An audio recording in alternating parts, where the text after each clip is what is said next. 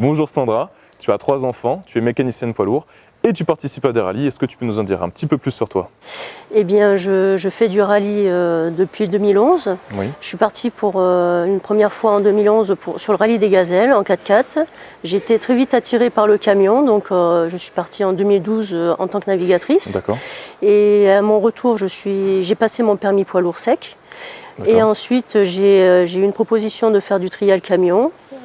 Et après, je suis partie en 2015 sur le rallye des Gazelles en tant que pilote en camion. Et comment arrives-tu à gérer tout ça justement? Je dirais que c'est un peu une organisation Tetris entre le mari qui n'est pas là, avec ses absences, les enfants, la préparation au rallye, la mécanique, la recherche de sponsors, tout ça. Mais bon, quand on veut, on y arrive. Voilà. Un emploi du temps très chargé en fait. Voilà.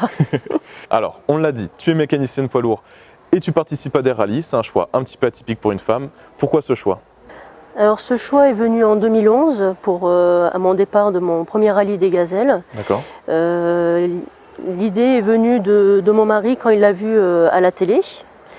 Eh bien, il m'a proposé de le faire.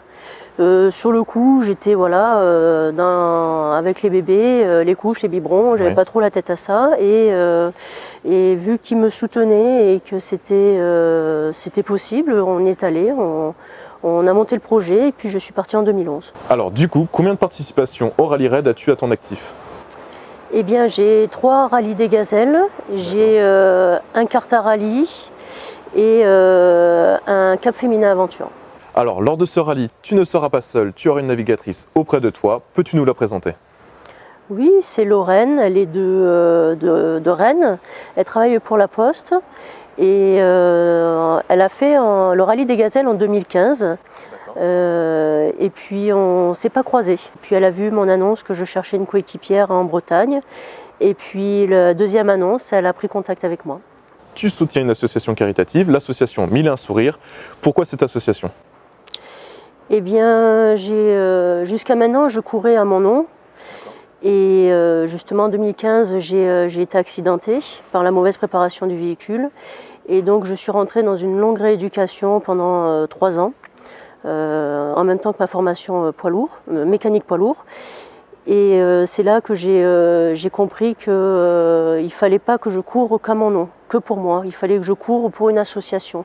Et pourquoi les enfants? C'est parce que j'ai l'un de mes enfants qui est malade, qui a rien à voir avec l'association, mais à force de faire des allers-retours à l'hôpital, on s'est rendu compte qu'il y avait des enfants qui restaient et qu'on voyait à chaque fois, à chacun de nos passages.